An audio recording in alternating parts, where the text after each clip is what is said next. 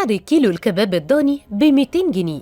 أنا بضرب الأسعار ويعوض علي ربنا. ده الكلام اللي قاله شخص من الأشخاص اللي ظهر في فيديو وهو واقف يسيخ كفتة وكباب عشان يشويهم على الفحم ويقدمهم لزبون من الزباين. المفاجأة الكبيرة لما كشف فيديو تاني لنفس الشخص وهو رايح يمسك مجموعة من الكلاب في الشارع بعد ما قدم ليهم أكل وخد منهم كلب وحطه في شنطة العربية بتاعته.